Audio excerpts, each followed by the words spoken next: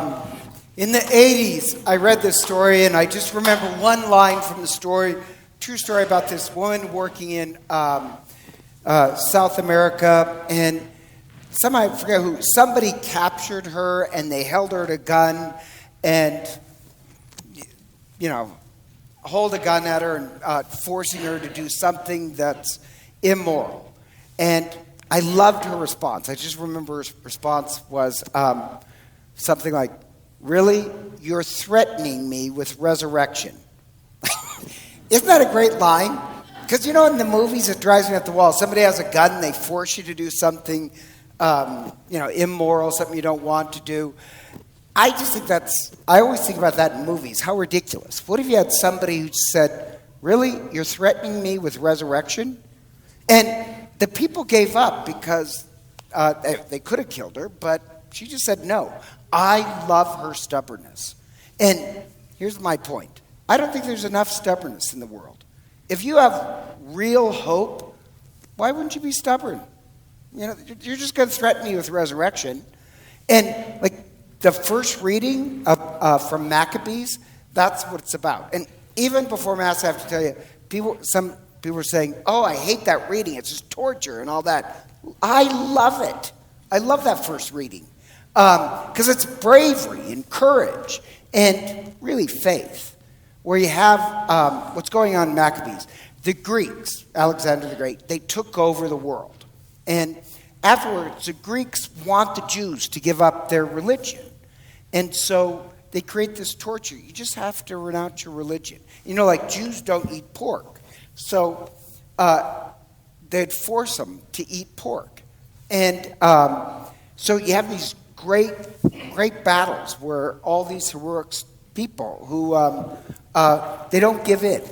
They give in. They stand up to the Greeks. I love it. I love it so much that really after Mass I want to find some Greeks and beat them up. Because you had the 7 brothers who they torture every brother, and all you had to do is eat a little carnitas. Have a ballpark Frank. That's all you have to do. And all the 7 brothers refuse. They torture her mother. The mother refuses to give in. They torture this old man. And the old man says, "I know it's just pork. I know I can eat it and God will forgive me. But why would I do that? What, at such an old age, I'm going to die a coward?" And the brothers, they give this great speech, the mother does, that they believe in the prophecy that when the Messiah comes, he'll resurrect us. So if the Christ will resurrect us, why would we give up on faith now? They're all being like the woman that said, "Really, you're threatening me with resurrection?" I love that kind of stubborn hope. That if you believe powerfully in the resurrection, we have a hope that can't be extinguished. And I've told you before about one of my heroes, Viktor Frankl. It's really been about 4 months before I mentioned him. So really about every 4 months, I just think he's brilliant. And Viktor Frankl was a psychologist who lived in the concentration camps. And he's Jewish. He's living in the concentration camp. And what he notices, he's just brilliant. And he divides people basically into 4 groups. And he starts noticing who survives and who doesn't survive. And his basic point is this, is that if your hope is in things like power and wealth and beauty and all that, you're not going to survive. All that's false hope. But if your hope is in meaning and profound things that really tragedy can never take away, those are the people that survive. And his point is this: real hope has real effect in the world. If your hope is on silly things, you're going to fold. If your hope is on something meaningful, then the Nazis, concentration camps, can't take it away. Real hope is real power in the world. And the first reading in the gospel, it really is about this. If we believe in the resurrection, we should have an incredibly stubborn hope. And the Maccabees, what they did, all these people standing up, just refusing to give in, it actually sparked this revolution, and they were freed. Hope really does free us. It's not something silly, it's something important. But when you get to the time of Christ in the gospel, you have the Sadducees. And if you don't know who the Sadducees are, a little background. The Sadducees, they're kind of this elite controlling group. And they're the governing body, and they're getting paid off by the Romans. So they're on the payroll of the Romans. So how do you justify, that they're in bed with the Romans? So what they do is, the Sadducees, they just delete all the parts of the Bible that kind of convict them, which is amazing. So they cut out the prophets and everything in the Bible except the first 5 books of the Bible. The prophet speaks about justice and the resurrection and doing what's morally right. So they simply cut it out. Maccabees speaks about kind of the stubborn hope. So they simply cut it out. Now, think how about shocking that is. If there's some part of the Bible that you disagree with, just delete it. There you go. So they cut out everything but the first 5 books of the Bible. And by the way, historically, you realize that really has been done throughout history.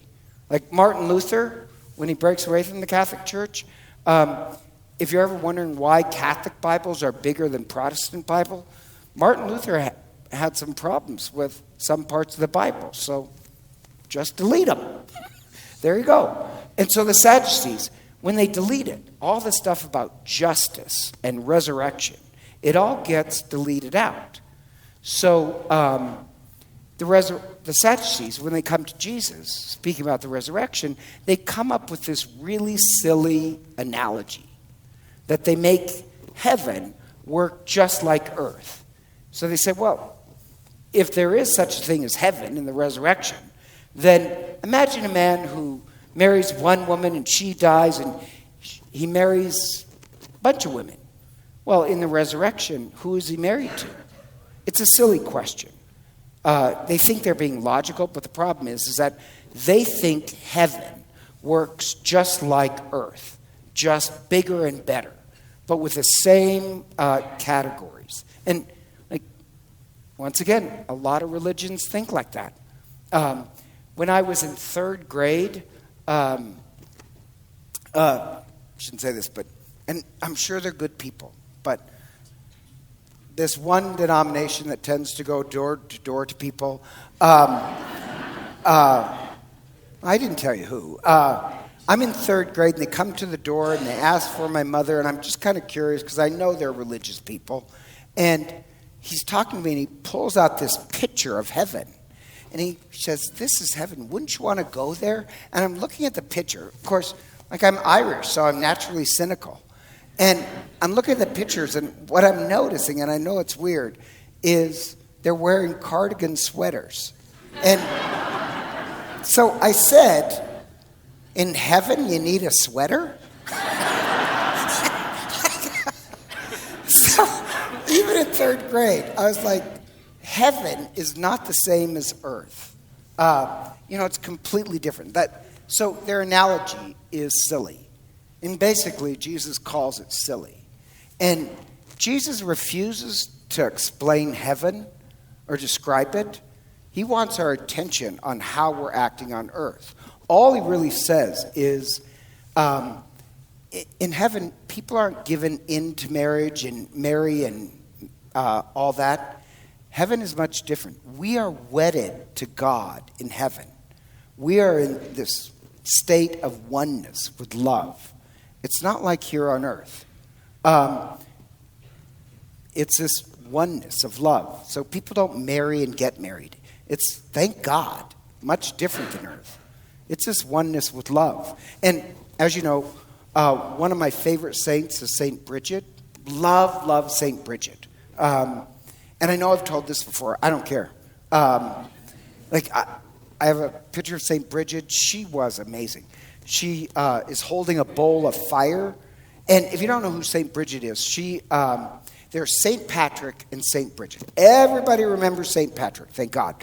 But really, St. Bridget did more for Ireland. She really did the most for Ireland. She just doesn't get the credit. She was buried right next to Patrick, but she ended up actually controlling Ireland. Irish women are like that. And like she'd name who's going to be bishop. She was this powerfully holy woman who had all these visions. And I love one of her visions where it is profound. Just hang on. Where she's in this empty meadow, and she says to God, "God, show me heaven." And God says, "Oh, I can't show you heaven. It's so much different than anything on earth.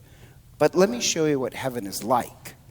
And suddenly, in this empty meadow, it was filled with this burning dew.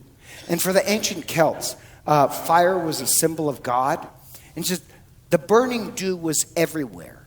And then in the burning dew appeared hundreds and hundreds of people, laughing and dancing and celebrating. And then she adds, and I like this, and it all happened next to a lake full of beer. Because, no, this is a serious symbol. For the Irish, beer was a sign of endless joy. Still is for me today. And the vision ended, and she was back in this empty meadow. And she told her monks and nuns, and they're the ones who evangelized Northern Europe, she told them, we're invited to the great feast of love. Never spend your life in anger or resentment. Never cut yourself off from this great celebration of love, the banquet of heaven, where all of us will be one in love. So like for our children, who are making their first communion, we want them to learn the act of contrition so that they can be aware of how they're not acting with the oneness of love. My only point being is that heaven does not work like earth. Heaven is this wedding of pure love, of us to each other and God. It's not like here. And so Jesus refuses to answer the question. Heaven is just pure love. That's different than here. And the point about that is this. The resurrection, if you believe in it, then I want to be judged on my life. I want to be judged. Did I capitulate? Did I give in to evil out of cowardness or anger or fear?